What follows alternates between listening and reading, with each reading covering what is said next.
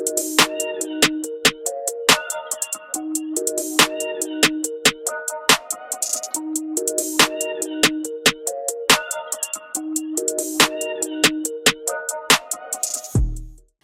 afternoon. How's everyone doing today? We okay? We have some great performers. We have some phenomenal women. We okay today on this Sunday, right? All right, so we're going to keep it going. Jamil. How's everybody doing today? I need some more energy. How's everybody doing today? All right. Listen, I am so excited. First of all, thank you guys. Thank you so much. I'm going to come back after this conversation to give some more formal thank yous, but I really cannot tell you how excited, how honored I am that each and every one of you came out to celebrate these phenomenal change leaders, change makers. Can we give them a huge round of applause? Yeah.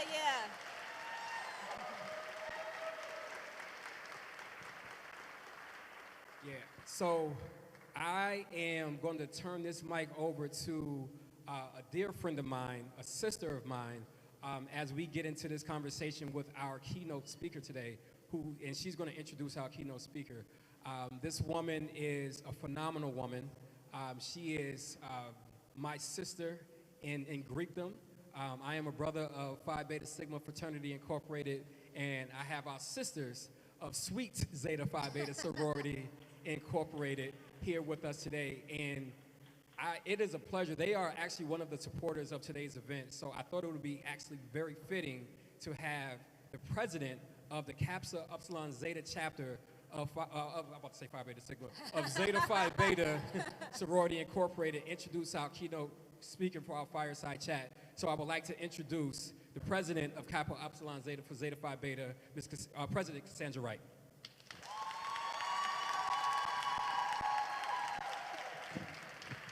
Wow, this has been an amazing event. Change, make hers. I am honored to be in your presence today. Each and every one of your stories has been purely impactful, but I want to tell you the part that meant the most to me. The part where you were talking about how you take care of yourselves. So often women, we give and we give and we give, and then we don't have enough for ourselves. But these powerful women made it very clear, in order to be a change agent, in order to create equity within this space, in order to provide services for our community, you must give yourself some oxygen. Thank you very much for sharing that. I also want to say thank you very much for Avi and Jamil for that very warm welcome. I am honored today to be introducing our esteemed guest, my sorority sister, I have to say that, of Zeta Phi Beta Sorority Incorporated. She is a woman of resilience, integrity, and service and sisterhood. She is finer. She will be joining Jamil and Avi today, where we will be witnessing live a very anticipated and thought-provoking fireside chat. Ladies and gentlemen, everyone in this space, kindly rise to your feet. And let's give a really huge welcome to my sister, our soror. Where is she? Where is she? Oh, there she goes. Miss Chrisette Michele.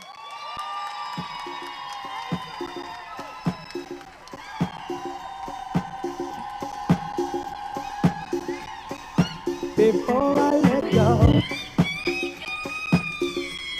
before I let go. Thank you so much. Chrisette Thank Michele, you everybody so give it up much. for Chrisette Michele! Thank you. What a warm welcome. I cry easy. Have a seat. Have a seat.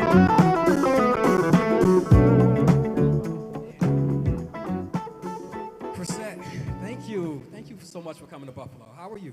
I'm wonderful. Thank you for having me. Thank you so much. Absolutely. This is beautiful. I'm so proud of y'all. Thank you so much. Thank you so much. This is again, it's been a labor of love putting this event together. And when thinking about having an event that was going to be honoring women here in the city, we really wanted to have a conversation with someone who just really epitomized resilience, grace, poise, and I couldn't think of a better person than you to have for our inaugural event. So again, thank you so much. Thank you. For Thank coming you. here and joining us today. That means so much. Yeah, y'all give it up for it. Give it up. Thank you. So this event, if for those who don't know, this event is the theme for this event is self-care for high-performing women, right? So because we realize that as all of our illustrious honorees, as many people in this space, I would like to consider you all to be high-performing women, right? But in order to be a high-performing woman, you know, you have to be able to balance a bit of self-care, right? So because that is of vital importance. And sometimes, and as some of the people, as some of our honorees spoke about in the video, sometimes it can be taken for granted sometimes because we're just in the midst of just doing so many of the great things that we're doing. So I just want to start there with you, Chrisette. Like, how do you define like self-care, and like why is it of importance to you? Sure. One of the biggest things that I define self-care by is space care. Because if you can care about your space, who's in your space, who's speaking into your space, and who's near you, then it defines who you are. Everybody's mind is a portal to the sky. Everybody is receiving thoughts. And so if you're constantly around people who constantly are receiving and accepting negative thoughts, those thoughts are way too close to you. They're way too much in your space. So a major part as a high-performing woman, which means a woman who is constantly on the move, constantly on the go, is that even though you're on the go, you don't always have to be surrounded. You can protect your space and therefore protect your thoughts and your energy. I love that because one of the things that you talk about is embracing your journey and to not compare yourself. And I feel that sometimes for women, we're always going because we're always seeing what someone else may be doing and now we're falling behind. So can you speak about that, about embracing your journey and not comparing? 100%, and I love that point. One of the main ways to get kicked out of my space is to keep telling me what somebody else is doing. That's the easiest way for me to say, okay, thank you, have a nice day. Because I am not that other person. I don't have the same goals as that other person. God didn't make me like that other person. And as a matter of fact, I probably very simply love that other person. I accept and appreciate that other person. I'm not comparing myself to that other person. So I often wonder, what's the reason why you, standing next to me, feel the need to continue to compare me to somebody else? And a lot of times I find that they're comparing themselves to me. So it's just this culture and spirit of jealousy that we live in, and it's unsafe. I recommend staying away from comparative people. My God. I can't stand that. No, that's good. How do you define emotional well-being, right? And can you just talk about some of the practices that you use to incorporate into your life and how you maintain it? Sure. There's some favorite books that I love, and one of the books is called The Highly Sensitive Person. And a lot of my sisters who are in the high performance phase, we are very observant. We notice every single detail. We notice people's behaviors and mannerisms. We're keyed into everything. So a part of our emotional health is to be clear on the fact that we're sensitive and to give ourselves grace. Because some of the things we notice, don't nobody else see except us. We are the only person who is catering to certain things because we believe that everything should be excellent. So I think giving ourselves some grace in the space of sensitivity and being okay when, we take out a deep breath for ourselves. Is anybody in here consider themselves very sensitive to details and just to all the small stuff? Yeah, Highly Sensitive People is a really nice book. Okay. So speaking of that, being sensitive, I feel that it could be sometimes a heart thing. One thing that you also spoke about is hearing your heart. What for you, how do you know when you're hearing your heart or when you're like hearing your mind? Like what's that difference for you? It's so different because hearing your heart is a feeling, right? So if we can be in touch with the different centers of our body where emotions lie, for instance, deep in our belly where anxiety can be, or in our heart where, or our chest where panic can be, if we can begin to notice those things and calm those things, even if we put our hand on our belly and our hand on our chest and take a few deep breaths until those spaces are calm, a lot of times we feel the direction to go in. A lot of times if you're hearing, your mother's voice say, don't do that, or if you're hearing your ex-boyfriend's voice saying, you don't look nice today, that's the voice of what we call an inner critic. It's not necessarily our heart. So we have to kind of relax into hearing our heart. And it usually doesn't use words. It's a spiritual experience that we can feel. So don't always be looking for words and language. Sometimes just feel for direction. Does that make sense? Yeah. Good. Yeah, y'all give it up for that. Give it up for that. Chrisette, have you ever had to sit with yourself? And if so, what was that experience like? Yeah, I have to sit with myself often. I'm an artist first. And so part of being an artist is stopping to observe, stopping to go within and see where your motives come from. But I remember one period in my life, right before I went through one of the worst breakups I ever had, I would literally go into the closet, open up my word, and just sit there. Sometimes I didn't even read it. I would just look at it, right? I would just put my hand on it like, I just need something. Sitting with myself is probably where I get the most insight. It's probably where I pray the most.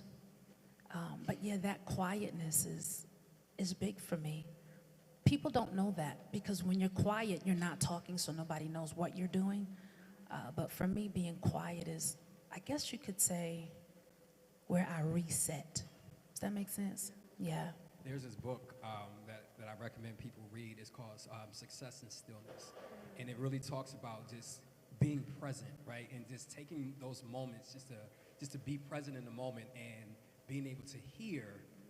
There's this power in when you're able just to sit in stillness and in silence and just hear from your creator. It's so many things that can be revealed to you. So that was just an amazing point that you made because it's something about sitting in silence and sitting in stillness that I think things can be revealed to you in a way that sometimes, because we're so constantly just caught up in just like the everyday, the hustle, the bustle, the grind of everything of life, right? But sometimes we just have to take those moments of stillness just to be present. 100%. And sometimes we bring that hustle to our prayer life. So we be hustling. Then we get on our knees and we be still hustling. And we be hustling with the Lord. What you think about this, God?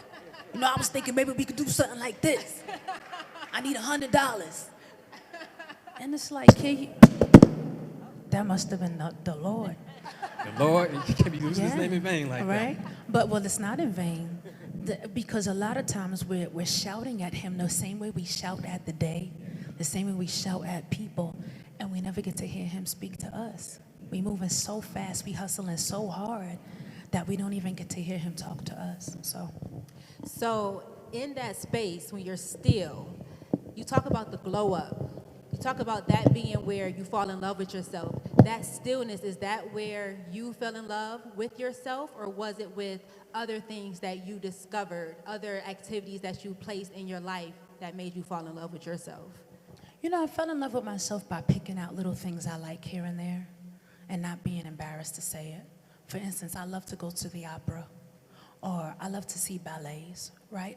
I fell in love with myself by admitting to myself the things that I like and then not worrying who's coming with me to those places. So maybe that's the way that I dress, or the way that I sit, or the way that I smile, or the way that I greet people. I'm not ashamed to hold out my hand and shake people's hands. My mannerisms, I'm not ashamed of them, but it came from trial and error seeing which way I want to sit. I like to sit with my legs crossed and act ladylike. It's one of my things. A lot of my friends aren't like that. So yeah, I fell in love with myself by allowing myself to be myself. And then saying, oh, I like that, that's nice. Or sometimes saying, I don't like that, that's whack. And throwing that in the garbage. So yeah, trial and error. In your experience, how does mental clarity play into your overall well-being, and how do we activate that? Mental clarity. I have a quote on my phone that says, I am clear. I think clear is the hardest thing to be, right? I think it's the hardest thing to be because none of us know everything.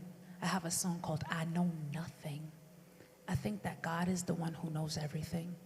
I think that he has this thing planned out from the beginning to the end. I think that he's sovereign. So me trying to be clear, if I'm honest with you, for me, it's a little bit of a waste of my time because there's never going to be a way for me to know everything. All that I can know is that every single day I take another step in the right direction. The Bible says to acknowledge God in all of your ways and he'll direct your path. If I stay in the space of acknowledgement, if I stay in the space of always seeking him and looking for him, doesn't mean I'm going to know everything, but it at the very least means I'm going to go in the right direction. So I don't shoot for complete clarity. I more so shoot for those little day-by-day things that happen one at a time, and I hang out with the process. Yeah. So one thing I know about talking to God is that sometimes he can tell you things you don't want to do. It's certain things that, you know what, I'm not quite ready for that. What's something in your time that God told you to do and it was really, really hard for you? And how did you overcome that to just do it? There's nothing I hate more than putting out a song. I hate it. Why? There's so many opinions, so many ideas of what I meant, so many ideas of what I think. People decide that they know me as soon as I say a lyric. And I dream songs. I don't just wake up one day and say, oh man, I just want the world to hear this. I've never said that. It's never been my dream to be a big singer. I just have a voice that sings. So putting music out is really difficult for me, especially when I've dreamt the song. Those songs tend to go the furthest, touch the most people's hearts, but you always, as the writer, feel misunderstood. So that's hard, yeah. So you had a song, speaking of songs, right? You put out a song some years ago. It was called Love Is You, right? And your explanation of love was something that I believe that was unmatched. How do you define love? Yeah, so of course there's the biblical way, right? And then there's this like romantic way, right? Love is taking a boat down a river with cheese and crackers. What's your definition of love? That's what it is. Okay. It's taking a boat down a river with cheese and crackers. It's treating somebody to a nice dinner. For me personally, love is romance. I love romance. Again, there's the biblical version, right? And we all know what that is. But I like to love on people. I like to rub your feet. I like to run your bath water. I'm very romantic. So that's what love is to me. Can you let me serve you? Can you let me love you? And if you can let your hair down, I'm the type who I can fall in love easily. But you gotta let me serve you. Women, tell me the truth. Do you have a hard time with men knowing that you want to serve them? Is that something that they just don't seem to understand? Yeah, I see a couple of heads shaking, nodding, yeah, same deal. It's like, I don't understand it. Men be like, there ain't no good woman in the world. And we want to serve y'all. So I don't know what the disconnect is there, but service is my love language. So I kind of want to dive into that a little bit, okay?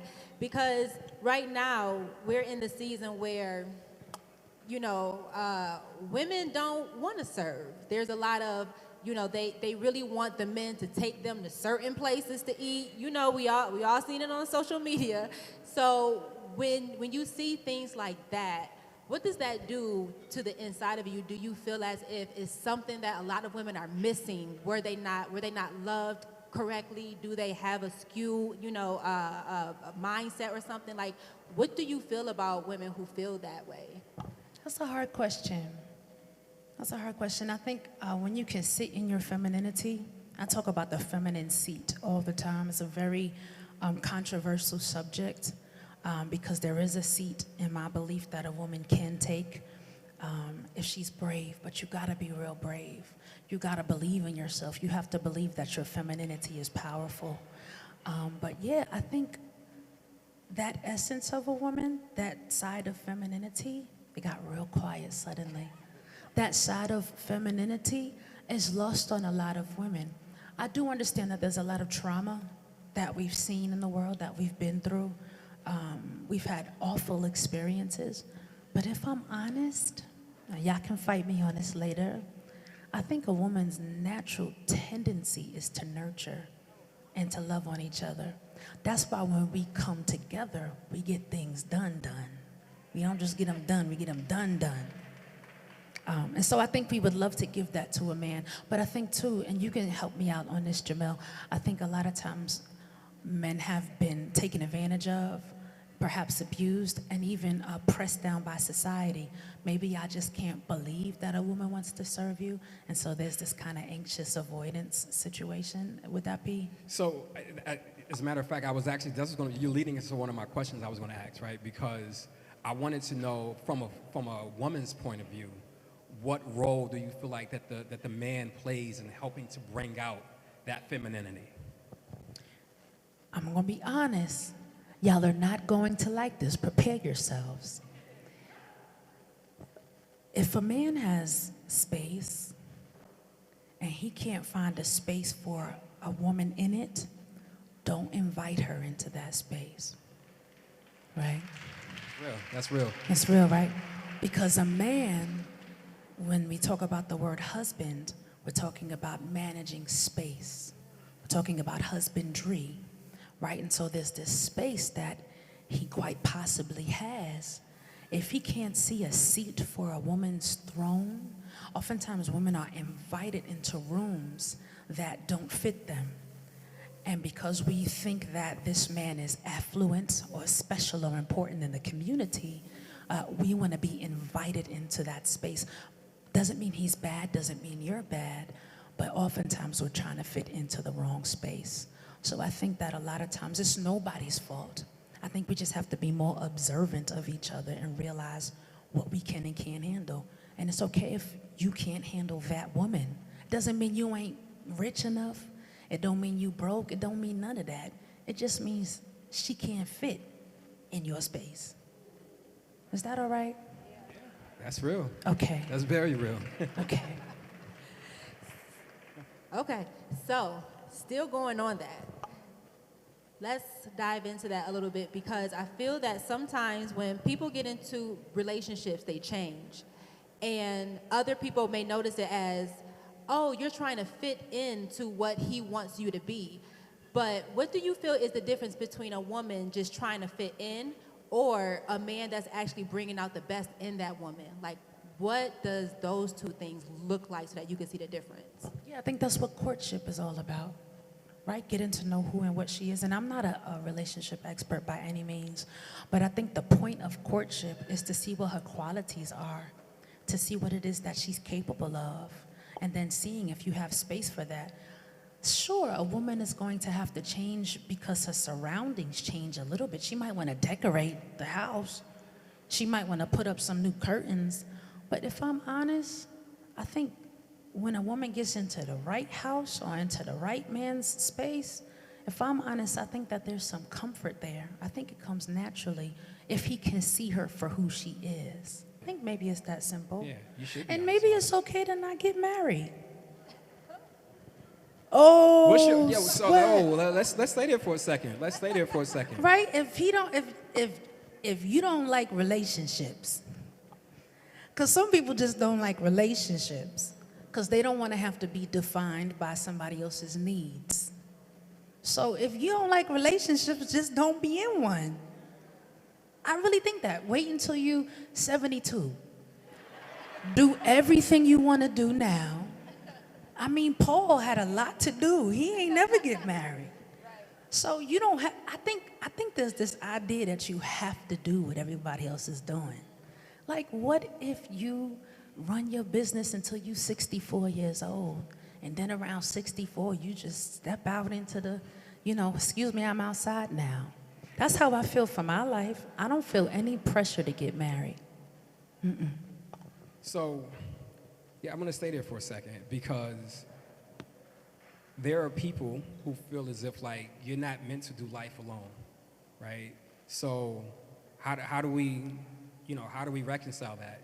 Like, obviously people, especially people here in our culture, where we put career sometimes over relationship and such, but how do we reconcile that? Like, if we're not supposed to do life alone, but you're saying, like, don't get married, right? So you're not saying don't get married, but, you're saying that you don't necessarily have to go in that direction. Do you mean in a biblical sense, men is not meant to be alone? Or do you mean just in general, humans need humans?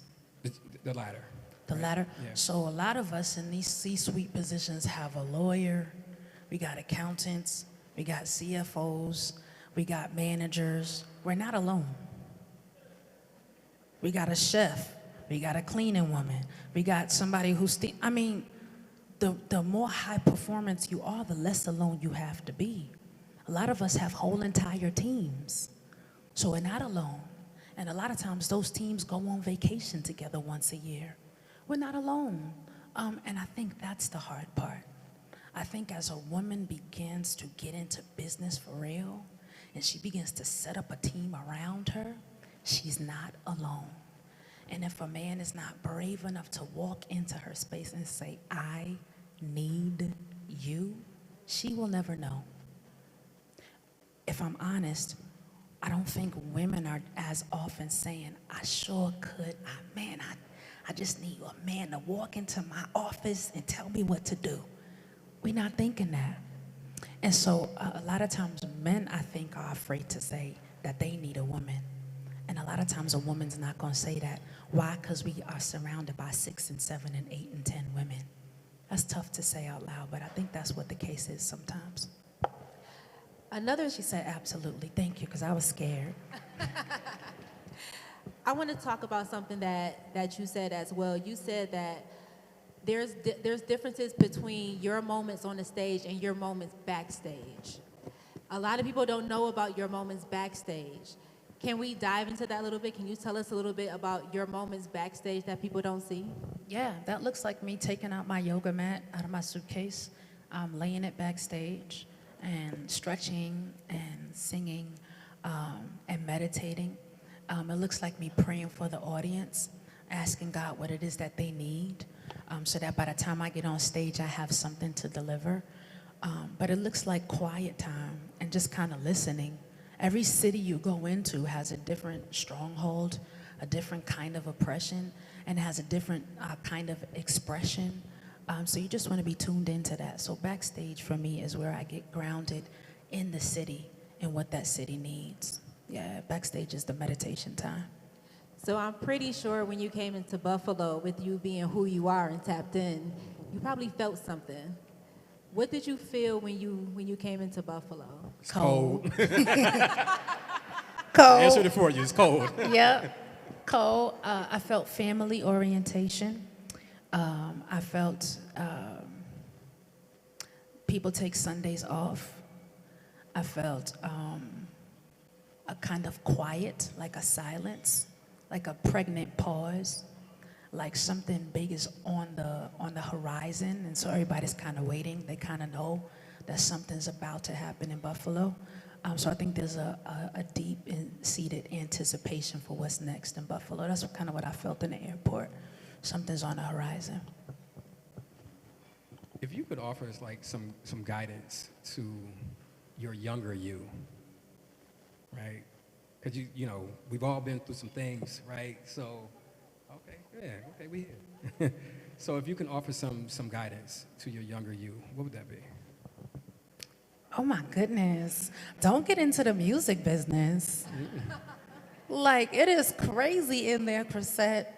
They gonna ask you to do it. Don't do it. Stick to jazz, stick to opera, stick to the stuff you know. When I got into the R&B world, they was like, but you're black. I'm sure you know how to sing this kind of music. And I was like, trust me, I don't. I Was wasn't that raised not on the space you wanted to be in originally coming into it? I wasn't raised on it. I didn't listen to it. I was in school for vocal jazz performance. I was classically trained. So if you ever see me live, like you'll see me sing opera in the middle of the show. I'm very silly on stage. So yeah, I think the hardest thing that I would tell my younger self is don't get into it. But I think that it was my path.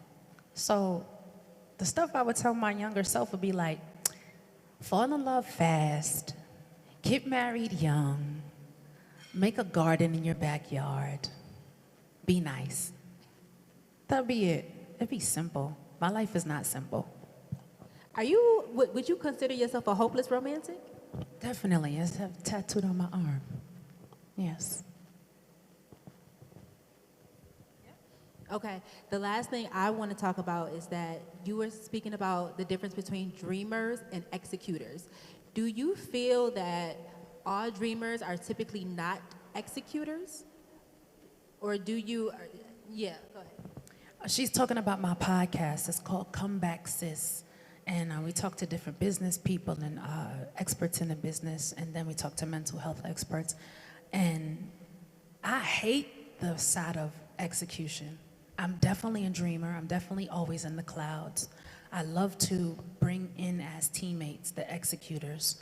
They think completely different than me. They're always on a timeline, and they're very calculated. I'm not. I'm super laid back and kind of hanging out with the process. I'm always shocked at success. I'm always shocked that I get paid to sing. It freaks me out every single time. And I'm always thankful for every single person who supports me. It's always a lot of gratitude. Executors be like, how did you not know that was gonna happen?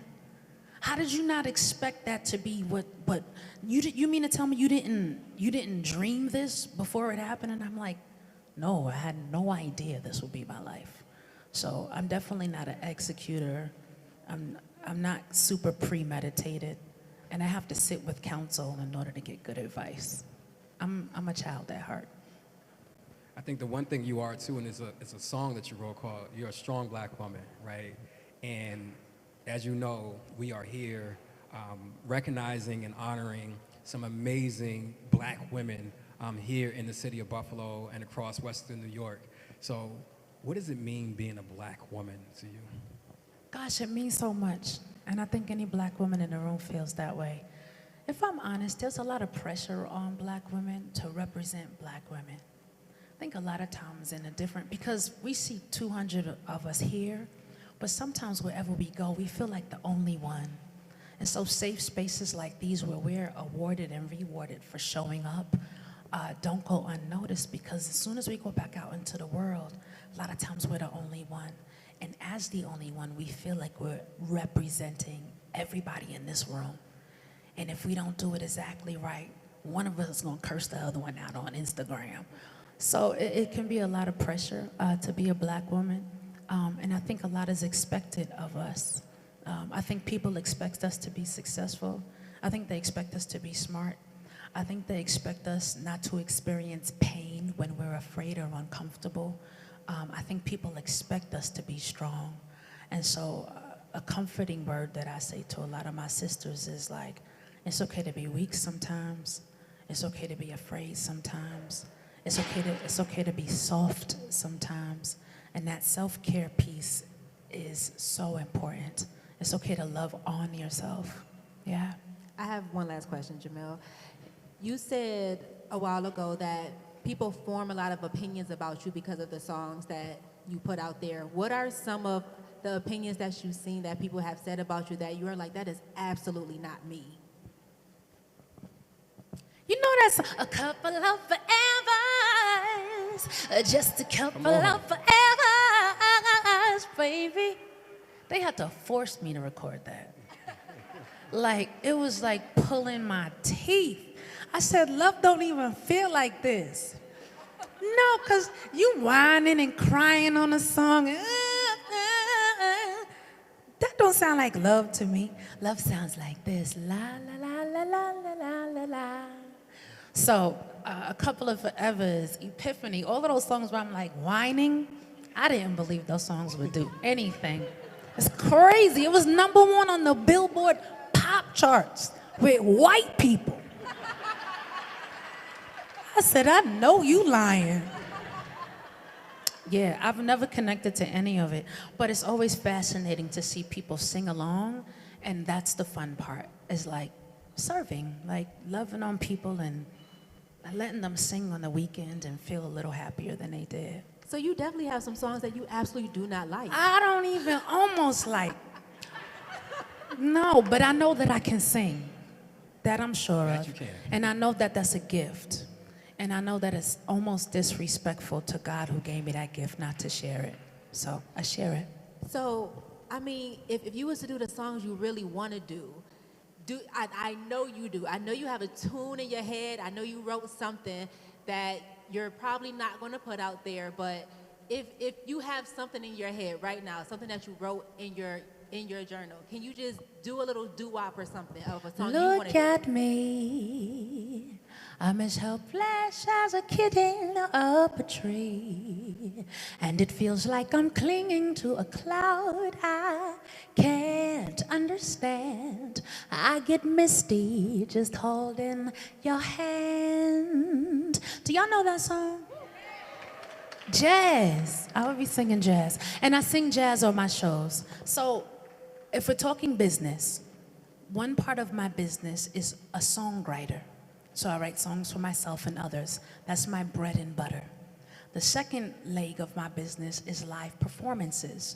So going out with my band and performing live is another piece of my bread and butter. But then the third part of my career is just being a creative human, loving life and having a personality. And so I get to bring my personality to the stage along with the songs that people love. And I get to play. Do you know? Yeah. Chrisette, this has been an amazing conversation. Y'all give it up. Y'all give it up. Thank you. As we wrap, again, I don't want it to get lost on anyone in here that aside from you coming up here and gracing us with your amazing presence, that we're also honoring these amazing women here in the audience. So if you can leave them with some words of encouragement, what would that be? Yeah. People don't know every single aspect of what you do. You are constantly working on something much smaller than what everybody sees. They see the title, they see what you look like, they see the building that you go to, they see the car that you drive, but they don't know all of those other pieces that go into what it is that you do. Be encouraged in those little pieces. Talk about those little pieces with each other. I love to talk about royalty statements with other writers. I love to talk about the backstage setup of a show and backline with other performers. Talk about those little things that nobody knows about with your peers, because I know that a lot of times that feels heavy. People think that you're carrying your title, and a lot of times you're actually carrying your career. You're carrying what you actually do, and people usually have no idea what you actually do for a living. So be encouraged in the space of what you do. I know it's tough. I know it's difficult. I know it feels thankless. I know a lot of people can't see it, but be encouraged there. I hope that helps. Stay encouraged. Yeah, thank you. Thank Y'all you. give it up for Chrisette. So listen, Thank you.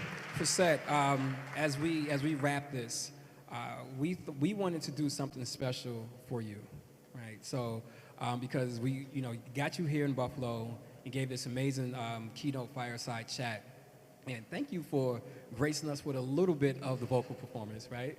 Thank you. But what one of the things that we wanted to do is we really appreciate you. I know I appreciate you. Thank you. I think you are an amazing woman. You're an amazing woman of God. You're one of the most talented people that I think I've ever met. Thank you. And we wanted to pay do a little tribute to Chrisette Michele. All right, so I'm going to have a couple of my friends join us right now. If we can have my sisters, Miss Camara Lattimore, Miss Nia Badger, and the amazing Miss Erin Mackey. Give it up, y'all. Give it When up. I tell you y'all sang, When I tell you we have They some sang. of the most amazing talent here in the city of Buffalo, and these women certainly epitomize that. So we want to do just a little something for you, just a little special tribute to Chrisette Michele. And after that, we have another little special presentation for you as well. So with that, I'm gonna turn it over to my friends, and let's do it.